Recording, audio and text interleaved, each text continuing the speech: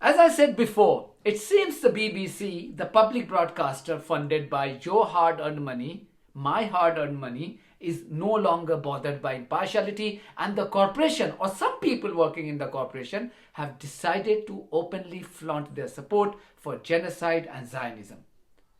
If that's true, it's indeed the most frightening development in media landscape, as the BBC has been an epitome of integrity in journalism for decades. If you go by the BBC's recent coverage online, on radio and TV, the word Israel has almost disappeared from its content. When Israel bombs civilian targets causing massacres in Gaza, BBC Online will report as death toll rises in Gaza as fighting continues.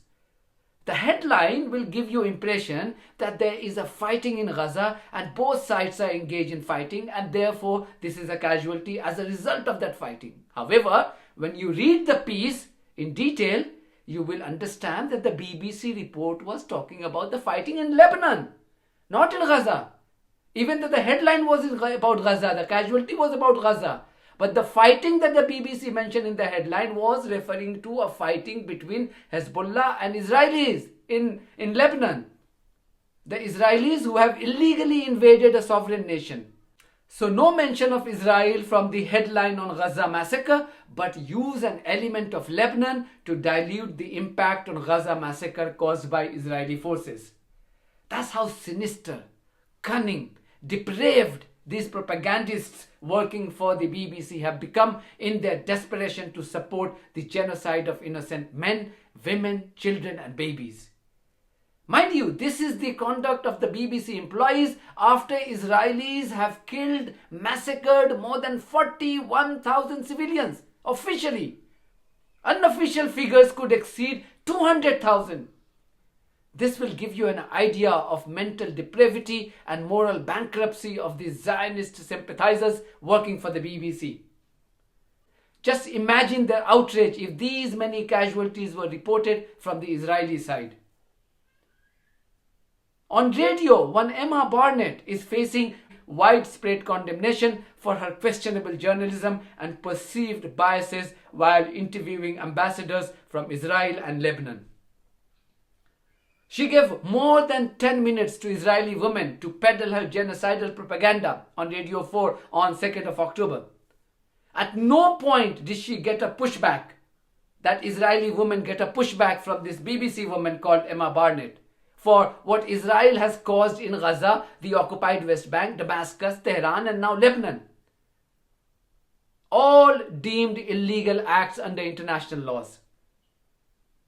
Also, listen to the way she introduces Israeli women by calling her ambassador. And how many questions did she ask in the first 3 minutes of the interview? The Israeli propagandist was allowed to use the Britain nonsense unchallenged. The nonsense whereby these terrorists would ask you, would you tolerate if Hamas or Hezbollah targeted London, Manchester, Birmingham?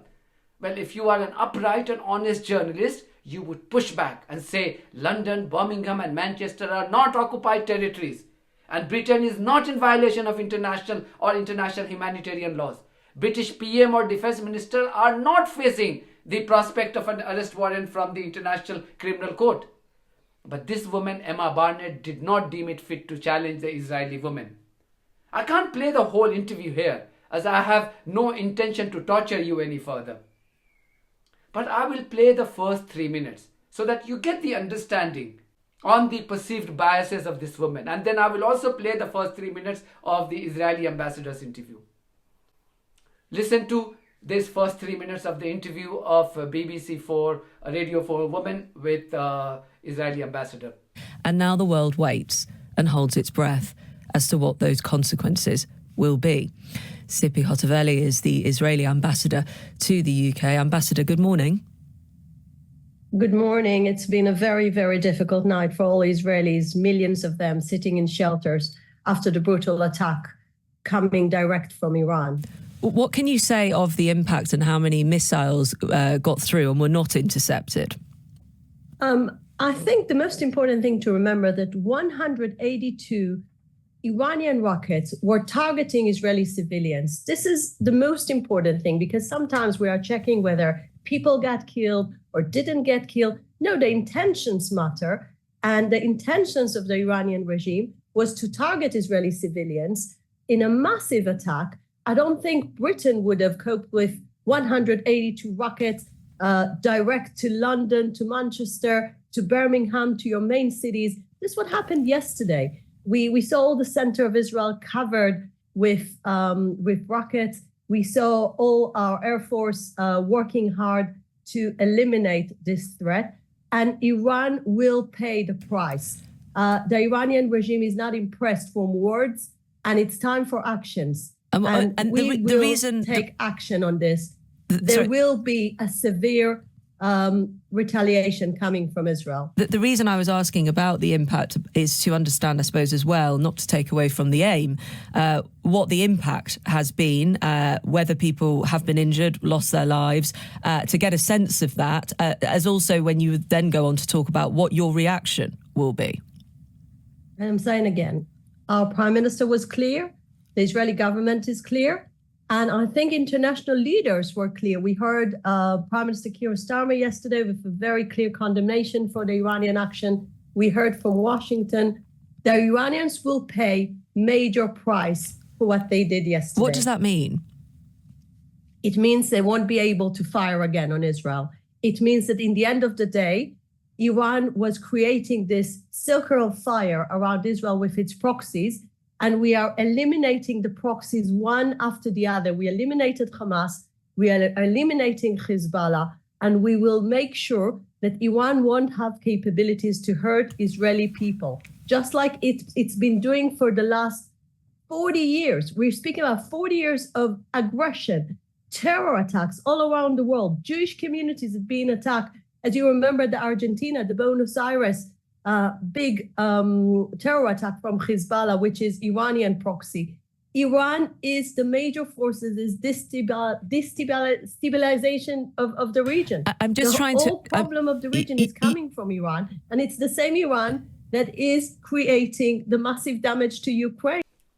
Now listen to the first 3 minutes of the interview that this BBC Radio 4 woman did a day later, on the 3rd of October, with the Lebanese ambassador. Lebanese ambassador was given just 6 minutes as opposed to the 10 minutes plus given to the Israeli propagandist a day earlier. She doesn't address Lebanese ambassador as ambassador here. Just good morning to him as opposed to good morning ambassador. This BBC Radio 4 woman then suddenly gets her so-called journalistic aggression back, as she fires not one, not two, 7 questions to Lebanese ambassador. And she also remembers to highlight how Hezbollah was backed by Iran. Did she say Israel was backed by America while interviewing the Israeli ambassador? She challenges her Lebanese guest aggressively by asking if he condemned Hezbollah. Remember the nonsense? Do you condemn Hamas? Do you condemn Hamas? That nonsense has now turned into, do you condemn Hezbollah? So that you sound like Israeli Zionists. Did she ask her Israeli guest if she condemned the slaughtering of innocent civilians by Israeli forces in Gaza, the occupied West Bank, and now Lebanon? Did she condemn Israel for breaking international laws? Now listen to the first 3 minutes of BBC Radio 4 Women's interview with the Lebanese guest. And let's cross to Rami Mutada, Lebanon's ambassador to the UK. Good morning. Good morning. The Prime Minister, Sir Keir Starmer, says the UK stands with Israel and recognises its right to self-defence. To remind our listeners, Hezbollah is backed by Iran. Tuesday, we saw nearly 200 ballistic missiles go from Iran into Israel. And we've just heard there 100 rockets are going from Lebanon, from Hezbollah, into Israel. What is your comment of the UK's response to the crisis? Do you see it as commensurate? Well, the UK has been saying since the early beginning that there should be a ceasefire in Lebanon and that a diplomatic solution should be sought. As for self-defense, I don't see how self-defense goes with posture of occupation. Israel has been in an occupation posture for decades now. So I think the concept of self-defense should be. Self-defense goes with rockets being fired into its territories and thousands of people not being able to live where they live. Well, it's clear that Israel has chosen an escalatory path in a very volatile and dangerous region. It opened the Pandora box, and we've said in the beginning that we would want to seek a diplomatic solution, and diplomatic solutions exist. We were on a track trying to discuss a diplomatic alternative to the current abyss, but the hotheads in Israel chose a different path. I think what we're saying today. Would you describe Hezbollah as hotheads? Well, Hezbollah, they have their modus operandi. It's a Lebanese matter. Now they are in a self-defense posture. But I think that the alternative to this exists, which addresses the concerns of everybody. If the real aims of the Israelis is to guarantee the return of their civilian population to northern Israel, we also have our concerns. We can put all these concerns on the table and address them in the framework of this Security Council Resolution 1701 that had worked well from 2006. Hezbollah have to come to the table, don't they? And I wonder if your government's done enough to condemn Hezbollah and condemn its actions. You say Hezbollah is in a self-defense position. There is not a view of that by many who would view firing rockets and continuing to firing rockets into northern Israel as self-defense. They would view that as attack. But that's why we said we should address this in a diplomatic way. And everybody in Lebanon subscribed to this offer of considering all the grievances, all the concerns, because we also have our concerns. The Israelis have been in a provocative mode now for years against Lebanon. They have been occupying part of our territory. So violence begets violence. And when you provoke someone, you would expect that he would provoke you back. Specifically, do you condemn Hezbollah firing rockets into Israel? I condemn any act of violence, but Hezbollah has not been committing violence. All what they tried to do... firing rockets into Israel is not committing violence? They were firing exclusively at military targets. And that's not it. Now listen to this audio to understand how she said goodbye to her Israeli guest versus how she ended the interview with her Lebanese guest. Because we are responding to the aggression of the Iranian regime. Ambassador Sipi Hotovele, Israeli ambassador to the UK. Thank you. Not help. It's pushing the region towards abyss. It's time to reverse the trend and look for a diplomatic solution. That's what we are saying. Rami Mortada, we've got to leave it there. Lebanon's ambassador there. Of course, you say a genocide was started on October the 7th. October the 7th was, of course, the day that there was the biggest attack on Jewish lives since the Holocaust. I think it's an important point to put into that particular context. Rami Mortada, Lebanon's ambassador to the UK. Thank you. Would you still think the BBC is unbiased? If the BBC is indeed unbiased, then why were there no consequences for such people like Emma Barnett? I gave this woman called Emma Barnett the opportunity to respond, to clarify her stand. It's been more than 24 hours and she has not come back to me. I told her that unlike her, I still believed and practiced the journalistic values of the old BBC, such as fairness and objectivity. The content of this BBC Radio 4 woman's interview is now viral, and netizens are rightly criticizing her. One Abby Lincoln wrote on X or Twitter, and I quote, "Extraordinary interview by Emma Barnett." Today on Radio 4's Today program, berating the Lebanese ambassador to the UK, starting from the premise that Israel has the right to protect and defend its illegal occupation of the West Bank by launching ground and air attacks on civilians. End of quote. Another user, Gargi Bhattacharya, wrote, "Brief return to Radio 4 News. Do not recommend. Apparently, Lebanese civilians deserve bombing and invasion because they are not condemning Hezbollah's aggression. Attempt to give context of who is the aggressor and to talk about Palestine shutdown. This is also genocide enablement." End of quote. Turkish parliamentarian Dr. Sikani Torun wrote, "Shame on you, BBC News. This morning Radio 4 Today program radio host acted like Israeli while she was interviewing Lebanese ambassador to the UK. She always spoke about Hezbollah terror. But when ambassador talked about Israeli aggression and genocide in Gaza, she stopped the interview. End of quote. But is anyone listening? You see this outrage on social media, rightly so. But is anybody in the BBC top leadership listening?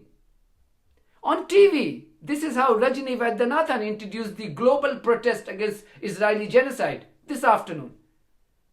For her, the protest was against the conflict, meaning protesters were protesting even against the victims of Israeli genocide. Well, protests are taking place across the world today as thousands take to the streets to voice their opposition to the conflict in the Middle East. Well, these were the scenes in Cape Town earlier where demonstrators have been calling for an end to the Israel-Hamas conflict. It comes as the one-year anniversary of the October 7th attacks approaches on Monday. Well, there are also protests taking place across the UK, including here in central London. It's clear. BBC is dead. Its journalism is dead. Its integrity while carrying out impactful journalism is dead. That's the truth. Period. Anyway, that's it from me. If you think that this platform is worth supporting, then you should consider supporting this platform on Patreon and buymecoffee.com. In the meantime, if you haven't subscribed to my channel, please do so, because that's one of the many ways you can support independent journalism. God bless you all.